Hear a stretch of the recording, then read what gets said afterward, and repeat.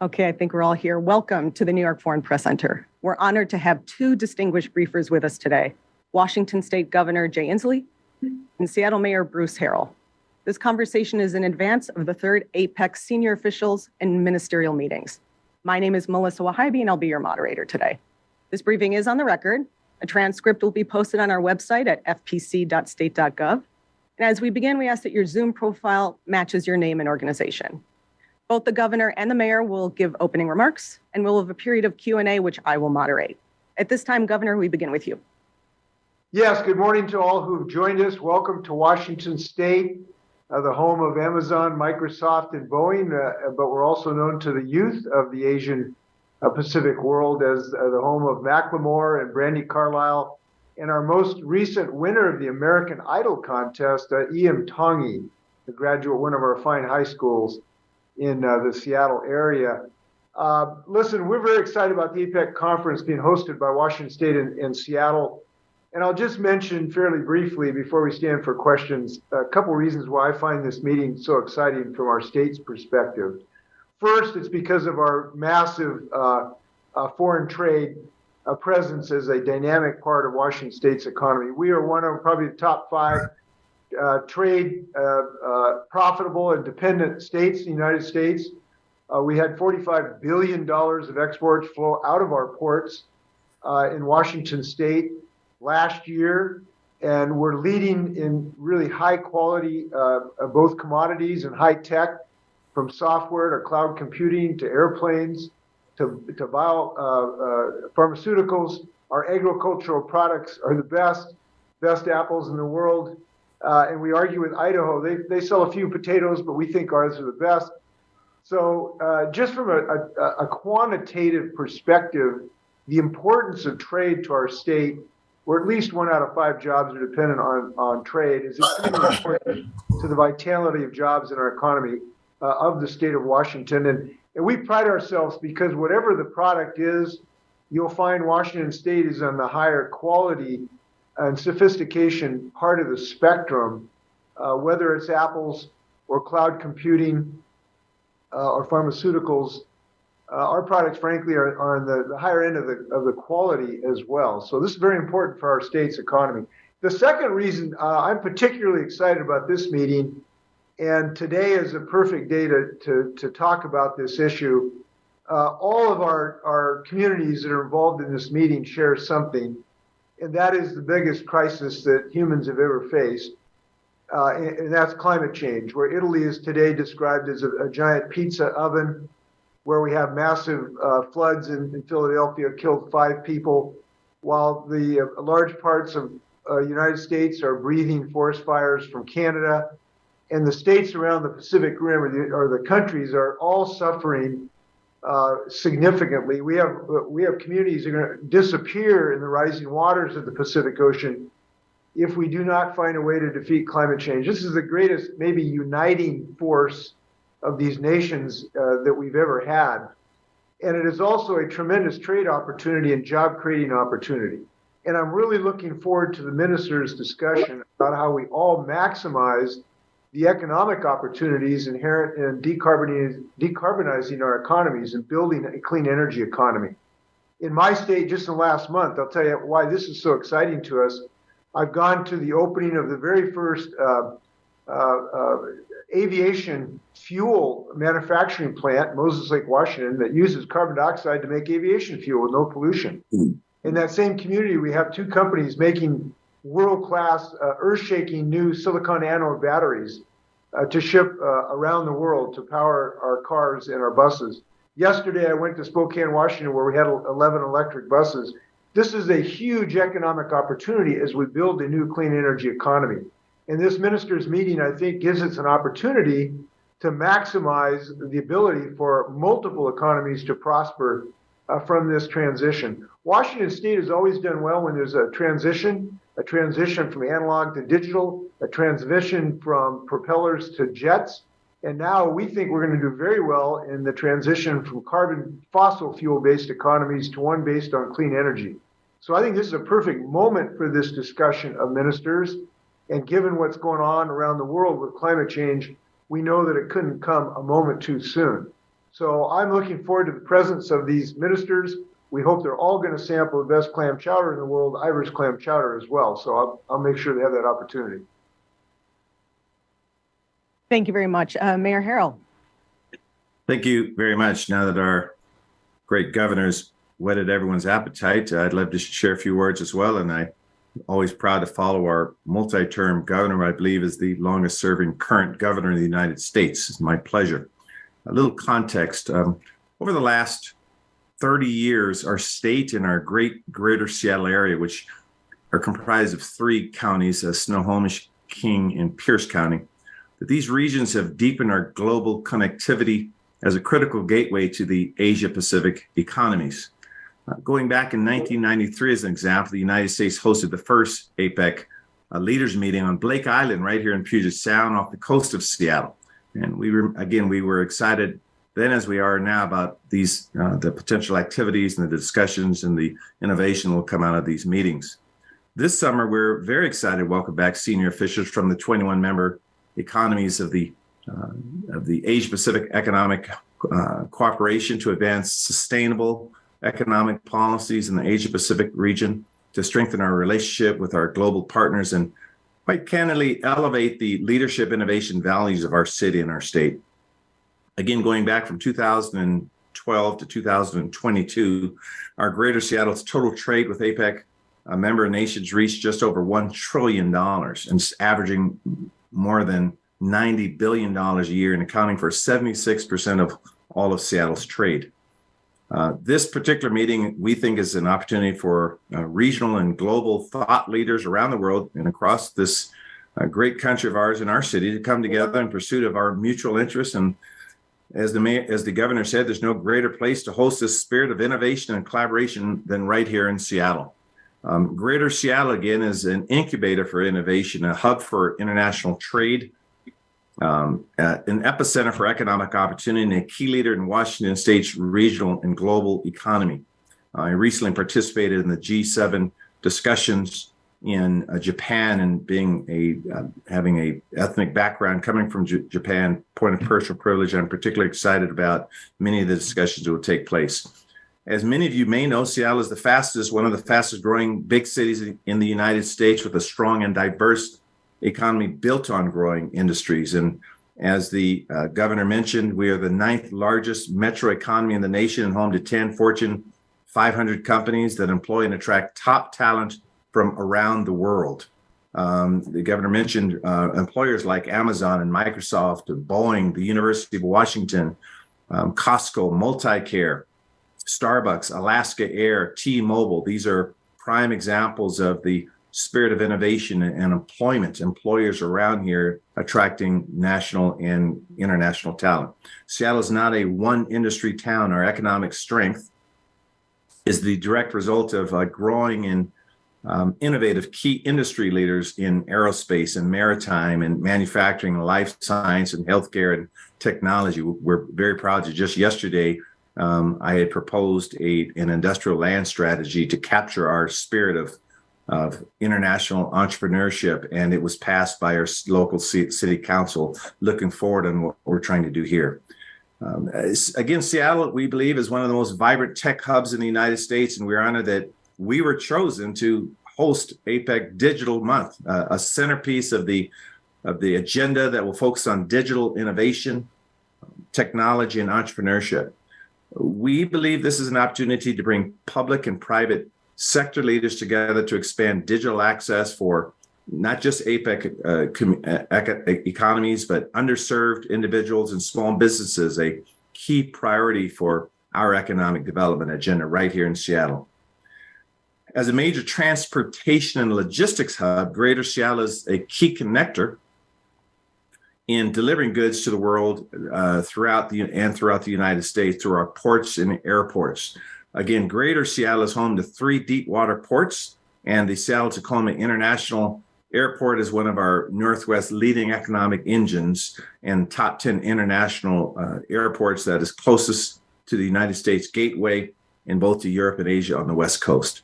So over the next 20 years, we are adding more than 60 stations and 200 miles of new passenger light rail to support our growing region and the future of our economies. Again, our strong economic connection between our city and our region and APEC economies makes us all more resilient, sustainable, and prosperous. Another point of reference is that APEC's economies collectively represent 40% of the global population. Synergy between our country, especially our state and our city, is imperative to address global issues like, as the governor mentioned, climate change, food security, energy, gender equity, entrepreneurship, the digital access, and global health. Again, we're proud of our employment and our employers here, what we're doing with companies like the ones that the governor had mentioned. And we believe right here in Seattle, our communities are enriched by those who have decided to make our region their chosen home. 10% of our population are individuals and families from APEC member economies, further deepening our connection with Asia Pacific. So we're very proud to host these great meetings and these great discussions in furtherance of a much better cause and higher cause than has been done in the past. Thank you very much. Thank you both. It's now time for the Q&A portion of this event. You can ask your question by raising your virtual hand, and I will call on you. And then engage your microphone, and we ask to put on your video as well, if possible. And you can also type your question into the chat feature. Again, I can ask that on your behalf. So at this time, we'll give it a moment or two to see if there's any questions. Okay, we'll begin with Pearl. Pearl, if possible, please open your mic and your camera and ask your question. Could you read my question for me, please? Sorry, yes, maybe. Okay, gentlemen, this is region specific. I will ask it for Pearl, and if you have comment, great. If not, we can take that for her. So this is from Pearl Matibe from Nigeria. Governor Inslee, what one topmost lesson can cities around the world, as far away as Abuja and Lagos and in the Niger or Johannesburg or Cape Town as examples, can learn from your experience, one, economic partnership with the Indo-Pacific? And the second question is, what does the Indo-Pacific mean to you and your state? So what can cities around the world learn about economic partnership and growth? And what does the Indo-Pacific mean to you and your state? Thank you, Pearl. I really appreciate that question. I started my comments talking about our decarbonization, building a clean energy economy. And I would say that the lesson from my state is that we have the opportunity to grow economically if we dedicate ourselves to building clean energy industries around the world. Our state has been one of the most effective economic engines, certainly in the United States and the Western Hemisphere, in part because we have always focused on innovation, always looking over the horizon to the next technology, but particularly when it comes to energy. We know, everybody on this call, that we can't be burning fossil fuels in the decades to come because it will make large parts of your continent, Africa, uninhabitable. I just read the other day that parts of the Northern Horn are literally becoming uninhabitable just because of temperature. So we all know we have to make this transition. I think the lesson from our state is that in doing so, we can grow jobs by the thousands and create wealth and health for our citizens. I mentioned multiple technologies we're doing that in battery manufacturing, in the development of fuel cells. In fact, it's interesting. The largest truck in the world is now in South Africa in a mine, and it's powered by an engine that burns hydrogen with no pollution. And that engine is a fuel cell, and it was built in South Seattle, Mayor Harold's city, at a company called First Mode.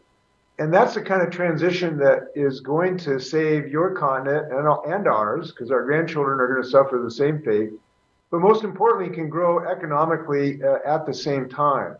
So if I was going to list one lesson from my state, is this is a tremendous economic growth strategy.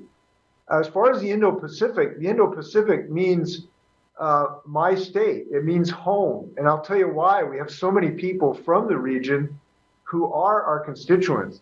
The fellow I just mentioned who won the American Idol contest, Iam Tangi. He's the first Pacific Islander to win that contest. And we have so many folks from Samoa and Tonga, Vietnam, India. We just swore in. I went on our July 4th, our independence. I get to swear in new Americans, and we had 503 new Americans, dozens from India, many people from the Pacific Rim. So it kind of means my neighborhood. I grew up in White Center, Washington. It was a very diverse neighborhood from people all around the world. So what it means to me is they're my neighbors, they're my constituents, and they're our trading partners. Thank you so much, Governor. In the chat function, she did thank you in advance for that answer. Next question is to ASEAN, Central News Agency, Taiwan. Ozzy, you can engage your microphone, ask your question, and your camera if possible. Hi. My question is directed toward Governor Inslee. Could you talk more specifically about the economic ties between Washington State and Taiwan and your hope and expectation for this partnership going forward? Thank you. Well, it's enormous. I don't have the number at hand. I may try to provide it to you as far as what the dollar numbers, but obviously they're huge because we're in a high-tech economy. And in some sense, any nation or state that has a high-tech economy is going to have or should have a robust trade relationship with Taiwan because it's such an important part of the supply chain for our whole high-tech economy. As far as I know, there'll be discussions about this with Taiwan because of their chip-based manufacturing base and how we're going to integrate and move forward. I do think that our senators from my state were very involved in the bill that will try to produce more chips in our country for a variety of reasons. And I know there'll be discussions about that to make sure that we continue to grow on both sides of the Pacific. So I will look forward to productive discussions about that. Oh, and let me also say, I know Taiwan's going to help us in this clean energy revolution. I know they will, because anyone who is an innovative economy like Taiwan is going to have tremendous opportunities developing clean energy systems.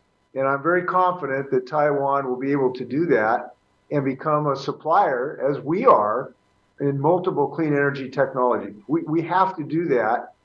The shores of Taiwan are going to have a lot higher seas and a lot hotter temperatures and a lot more rainfall. Thank you, sir. We have a question. Do you find that the trends of economic trade between Pacific regions is initiated from your companies in Washington, or are you sought after by Asian companies, recognizing it could be both? That's for either briefer. Bruce, I've dominated this. You want to take that? I have some thoughts if you... Sure, I'll give it a shot and could use a backdrop. I think it's a mutual relationship. I've personally have traveled in the last 2 months to Korea and Japan and even in Norway and Iceland. And I find that the relationships are indeed mutual, that they are doing some very creative things in the world of hydrogen and fuel cell development in terms of environmental sustainability. And they seek out very aggressively what we're trying to do. And with this year's theme of inclusivity and interconnectedness and innovation as the APEC's theme, I find that these mutual relationships, I can't say my impression, and I don't have data to back it up, my impression is that these are mutually beneficial relationships and that the energy from both sides are mutual energy in terms of who's interested in what. And I think that's why this particular summit is critical.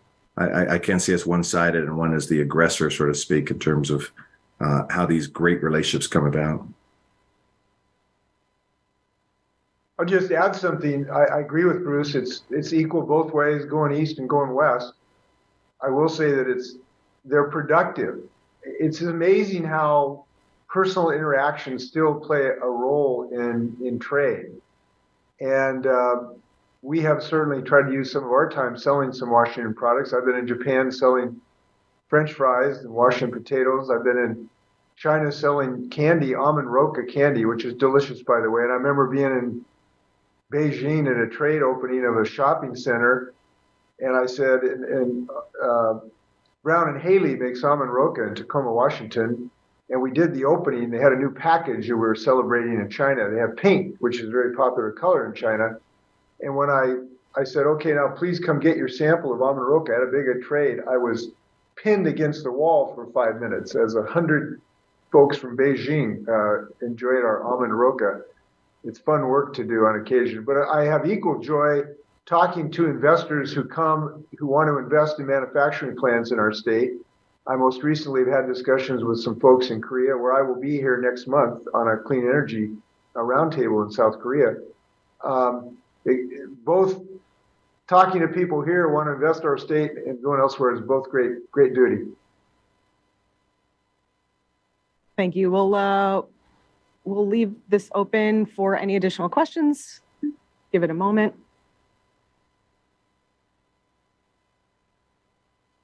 If not, final comments from both briefers. The question is, are there any specific elements of APEC you're most looking forward to hosting here in Seattle?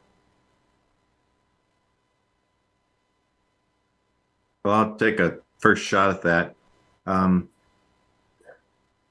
One thing in Seattle, I think I should mention in my remarks, is we do take pride in just being innovative, but innovative in and of itself really doesn't stand for much unless I think it's followed closely by inclusivity. That what we're trying to do here, I think, in our state and our region, are making sure that even those that are not enjoying the great benefits of a great economy and the great innovative steps that our country and our state has taken, that we care about those that are slipping through the cracks and looking at how we can help them. That's where I work in small businesses. Many of these small businesses hire people from their own communities. And to have this kind of idea of inclusivity at an apex level, that those kinds of discussions excite me, because I realize that no matter how big the world becomes and the economies become, that we still think about those that are slipping through the cracks. So that type of conversation through thought leaders throughout the world excites me. And I think we are sort of secret sauce here in this state and in this region, that we sort of get that here. And so that particular aspect of this summit excites me. Thank you. Governor?